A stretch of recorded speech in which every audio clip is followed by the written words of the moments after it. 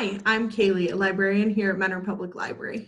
And I'm Meg, also a librarian here at Mentor, and welcome to this week's edition of All Booked Up with Cailey and Meg, where each week we give you different book recommendations related to a different theme.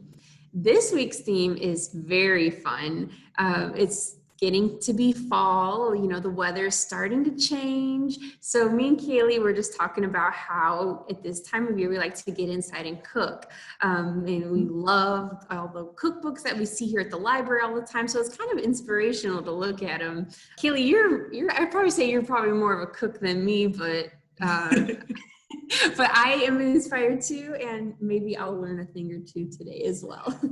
Yes, I do like to cook, that's true. But this time of year especially, I'm like, oh, it's time to be baking fall things with apples and pumpkins, and it's also time to be making soups and, like warm, hearty meals. It's just something in the air. So all of the cookbooks that we're talking about today, we got here at the main branch of Mentor Public Library. I'm sure some of them are also available for you on Overdrive and on Hoopla. And I know that I have gotten a lot of cookbooks off of Overdrive. I pretty much always have cookbooks checked out either on Overdrive or here at the library. Yes. But Meg, what is your first cookbook? Yes, so my first cookbook is by Marco Bianchi, and it's called Cucinare, Healthy and Authentic Italian Cooking for the Whole Family. So this one was kind of cool. It's an Italian chef who actually works for the Italian Food Network. So Food Network actually owns a channel in Italy that runs like their own programming. So I thought that was cool, first of all. I just thought that sounded like fun. And then I love Italian food. That would probably be my favorite. So it's really sweet how it's put together also. So he's kind of imagining that he's going to a market, and then like say when you go to a market, you don't get a whole bunch, like say you just get 5 fresh ingredients, and then you take those home, and then he gives you like 5 different recipes based off of those ingredients. So instead of chapters or like brunch, breakfast, lunch, how they usually are separated, it's by these baskets. And I think that's really cute. Like, so one of the baskets was sun-dried tomatoes, salmon, fresh tomatoes, baby peas, and what all different things can you make with that? So yeah, it was really cute in that way. Some of my favorites from this book were roasted cherry tomatoes with onions. And what I love about recipes like that are they're so delicious, but very simple. Obviously, because I'm not like the most expert cook, so that's something I could, even try to attempt, but really healthy, but also has that comfort aspect, which is, when it's colder, maybe you have more of an excuse. I mean, I will say yes to comfort food all year, but, this time of year at least seems more apropos. But yes. He actually has a science background, which I thought was interesting as well. But he'll talk about some of the scientific health aspects of what he's like sharing. So I thought that was interesting as well. But the nice part about it is it's not it's more about the comfort food. That's really what it's all about there, but it's healthy at the same time. So it's not like overbearing. It's just very comforting, happy, and it just made me want to go make a bunch of things. So awesome. I love that. And I mean, I love Italian food. So that would be, I enjoy trying different recipes with that too. And I love that cherry tomato one where you said roasted. Anything that I can just like throw on a sheet pan is like my favorite. Love it. Yes. Oh, and there was, wait, real quick, the pumpkin and chickpea spread. So that's like the fall one. I was looking for a fall one, and that was like super fall. So that's very fall. So my first cookbook is the Essential Instant Pot Cookbook by Coco Moranti. And a couple years ago, I got an Instant Pot for Christmas, and I'm not quite as fanatical as some people are about it, but I think it's a very useful appliance. Yeah. And this cookbook has some really great tips and tasty recipes, especially if you're newer to the Instant Pot. I love the way this book is laid out because it can be really overwhelming for newbies to the Instant Pot, especially if you've never used a pressure cooker, because it is a little bit scary. Yeah, that's me. But I love that at the beginning, there's all this information right before you get to the recipes where he talks about all of the different buttons and the functions and what they're used for. Yeah. They also talk about the pressure cooker pantry, like what kind of things work well in the pressure cooker that you might want to keep on hand, and recommend some different advice on how to convert like traditional recipes to work in your Instant Pot, which is just like a wealth of information before you even get to all the recipes. And the recipes in here are separated by like beans and grains, soups and chilies, poultry, beef and pork, as well as having like breakfast and side dishes and desserts. So it just kind of shows you this huge range of what you can do with your Instant Pot. I've checked out a lot of cookbooks on Instant Pots. Yeah. A lot of times they're very specific to like Italian Instant Pot, Indian Instant Pot, you know, healthy recipes and like all different things. So I like that this one's got like a really big overview. Starting right at breakfast for me, I really love the Instant Pot for making steel cut oats. And this cookbook has a really interesting method with this brown butter steel cut oatmeal. And I love that with the recipe, there's also instructions for some variations given, because I'm definitely going to be trying the pumpkin spice one. And it also gives you very explicit instructions on the use for the Instant Pot, which is great. And another recipe in here that's really good is the mac and cheese, because everybody loves homemade mac and cheese. I mean, who doesn't? But this recipe makes it really easy to have this like homemade tasty mac and cheese in about like 20 minutes. I've done a homemade mac and cheese in my Instant Pot before, and it is surprisingly quick. Everything just cooks right in there. You don't have to drain it or anything. So I like this variation here. There's also like chili and soup recipes in here, and I have done both of those in the Instant Pot before, which is really helpful. So if you're an Instant Pot user, like this is definitely a cookbook to pick up and try.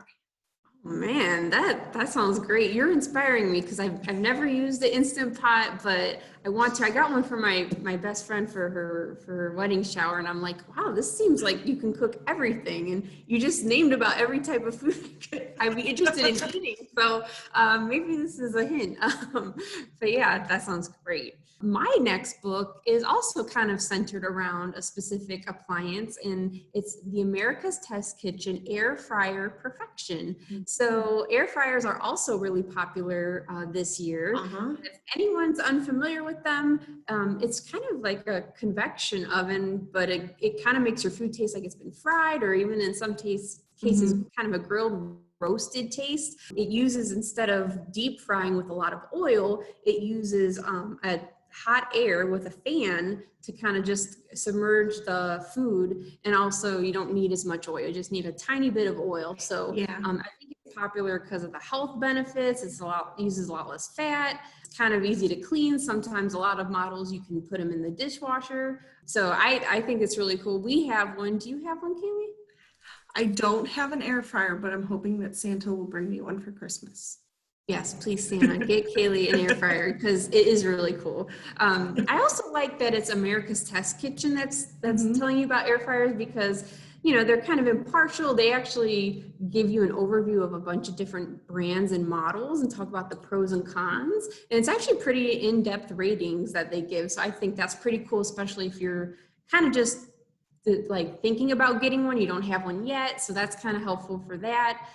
They also are pretty honest about what worked and what didn't in their recipes. So they'll give you like hints like, don't do this. We tried it. It didn't work. So that's kind of nice as well.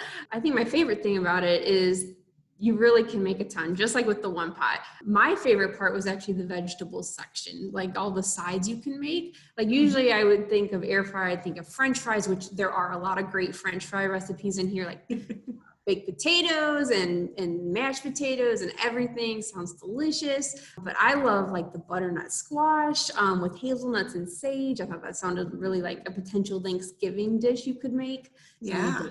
Delicious, like glazed potatoes. I'm mentioning potatoes, so I love potatoes, but there are other and great again, things. this time of year. Right. Yes. Right. But there's a lot of meat ones too. So if you like more like seafood, a lot of chicken. So really, I think it's a great appliance, and I think it has a lot of good benefits. So that's one I highly recommend. That's awesome. Yeah, I was definitely eyeing a lot of the like butternut squash recipes and everything, because that's another thing this time of year that I want a lot of. Yes, give me more. Yes. So my last book is Entertaining with Mary Berry by Mary Berry and Lucy Young.